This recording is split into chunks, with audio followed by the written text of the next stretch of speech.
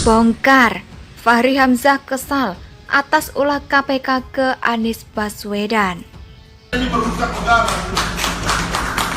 Ini dong yang harus dikejar dong. Dan Mahkamah Konstitusi ini saya anggap diserang ini karena mau balik. Begitu dia geser itu kepada eksekutif, KPK mulai kita geledah. Anda tahu nanti dan dengar saya sekarang, KPK itu busuk isinya. Anda lihat aja nanti, Anda nggak percaya. Saya bersumpah, KPK itu isinya busuk. Gitu. Gak ada yang berani ngomong. Takut dikembang-kembangkan, dihubung-hubungkan. Busuk kok. Ini hukum besi sejarah. Begitu ada lembaga yang tidak bisa dikontrol, di semua di dalamnya busuk. Indonesia sejak dulu kala tetap dipuja-puja bangsa. Siapa? Puan Maharani dapat 20%. Tapi elektabilitasnya rendah sekali itu.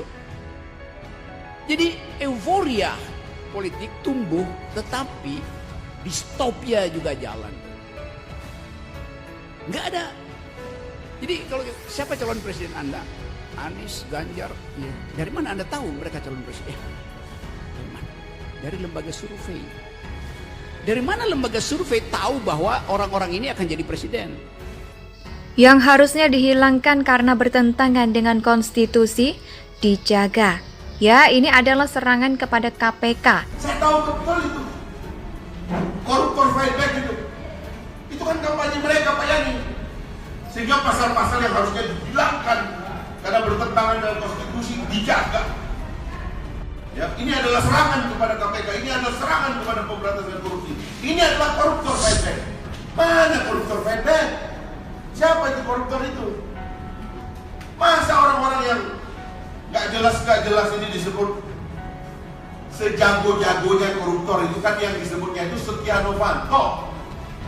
Ya Allah, kalau orang jago itu kayak Setia Novanto, miris betul ini korupsi ini. Ya. Ini adalah pada pemberantasan korupsi. Banyak. Siapa itu koruptor? Itu mas orang-orang gak jelas. Gak jelas ini. Disebut sejago-jagonya koruptor. Itu kan yang disebutnya itu Setia Novanto. Dia nggak bisa jelasin. Survei publik itu harus transparan. Dananya dari mana? Kan itu. Di Amerika, Biden itu di backup oleh lembaga survei. Lembaga survei bilang, kami memang digaji oleh Partai Demokrat untuk mensurvei Joe Biden. Sebaliknya, Fox misalnya, kami digaji oleh Partai Republik untuk mensurvei Donald Trump. Jadi lembaga survei itu mempertanggungjawabkan dana risetnya itu pada publik. Di kita, semua lembaga survei tidak satupun yang mengaku. Lalu dia bilang itu dana pribadi. Mana ada orang mau kasih dana pribadi untuk hal, satu kali survei itu 4 miliar. 10 kali survei 40 miliar. Udah bangkrut lembaga surveinya. Masa Setia Novanto bilang jago? Orang itu berdiri aja duduk. Maksudnya berdiri aja tidur. Apalagi duduk. Udah ini tipuan semua, nggak ada itu. Korupsi itu udah nggak ada. Ini drama-drama aja dibuat ini. Ngintip orang. Ngintip aja ini. Ini adalah ekstensi daripada peristiwa pidana. Yang teman-teman yuris ngomong dong. Kalau kita mengekstensi pidana zina, maka semua orang masuk hotel itu, laki-laki dengan laki-laki, tangkap dia sebagai LGBT. Kalau Anda mengekstensi zina, orang duduk di kafe berdua, begitu Anda tahu dia bukan muhrim, ditangkap itu. Anda mau mengekstensi pidana, sekarang ini ekstensi kepada pidana korupsi kok. Kita semua diam. Saya ini bukan sarjana hukum, tapi sakit hati saya melihat kejadian seperti ini. Karena ini merusak negara. Ini dong yang harus dikejar dong. Dan Mahkamah Konstitusi ini saya anggap diserang ini karena mau balik. Begitu dia geser ini kepada eksekutif, KPK mulai kita geledah. Anda tahu nanti dan dengar saya sekarang, KPK itu busuk isinya. Anda lihat aja nanti, Anda nggak percaya. Ya, kalau orang jago tuh kayak Setia Novanto. Miris betul. Ini korupsi ini orang itu terdiri aja duduk. Ini drama-drama gitu doang. Kan itu logikanya kan.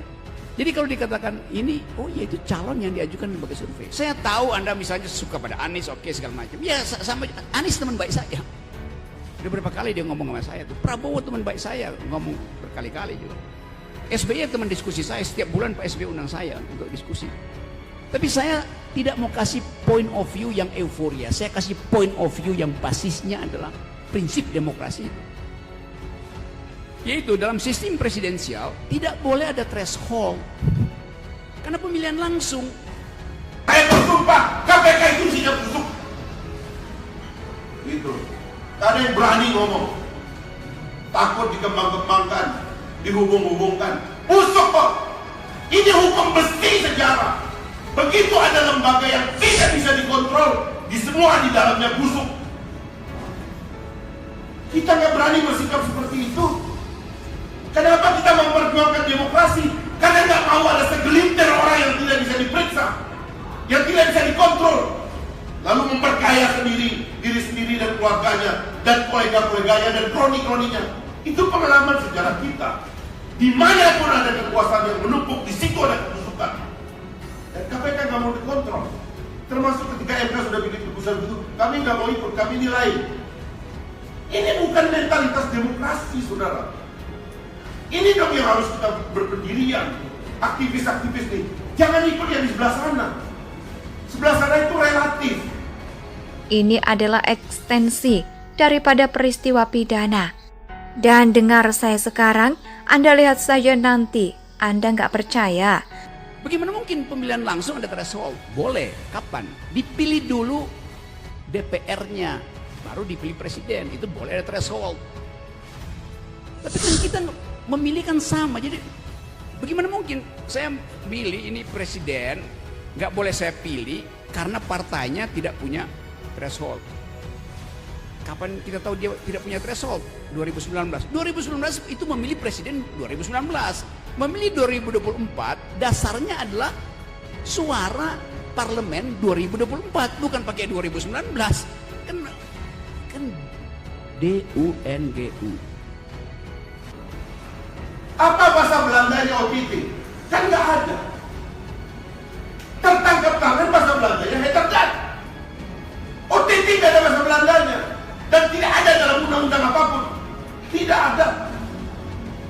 Saya bayar sekarang ini uang dengan uang yang ada di kantong saya. Bila perlu saya jual celana saya hari ini. Kalau ada itu OTT dalam undang-undang. Tapi kita setiap hari menikmati OTT. Itu kan pengintipan kerjaannya malaikat. Bukan kerjaan manusia. Manusia dilarang mengintip. Pelanggaran HAM berat itu. Pelanggaran agama berat itu.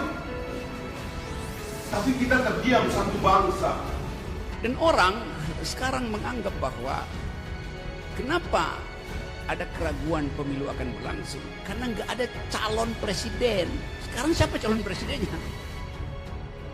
Nggak ada. Anies berapa persen? Anies bahkan belum punya wakil presiden. Nggak mungkin konstitusi mengiyakan Anies kalau dia nggak punya wakil presiden. Prabowo sama aja. Prabowo harus cari koalisi. Saya berjumpa KPK itu berani ngomong, takut dikembang-kembangkan, dihubung-hubungkan. Busuk ini hukum besar lembaga yang bisa dikontrol, di semua di dalamnya busuk. Mereka melanggar HAM kalau dapat proyek untuk melawan negara. Agendanya masuk koran. Begitu dia sikat TNI masuk koran, clipping dapat uang. Tapi begitu ada pelanggaran HAM di zaman sekarang, termasuk dengan kelakuan KPK itu, oh kalau KPK nggak bisa. Dia nggak melanggar HAM, karena koruptor yang melanggar HAM itu kayak begitu. Hukum jadi relatif dong kalau kayak begitu caranya gitu. Ini saya terus terang, saya datang ini karena saya pengen sekali teman-teman Indonesia ayolah bersikap. Hukum tuh ada konsepnya dong, ada lex serta, lex stricta. Itu harus jelas dong. Masa ada ekstensi? Kita misalnya nggak berani bersikap, masa kita bilang tertangkap tangan dengan OTT sama? Indonesia tanah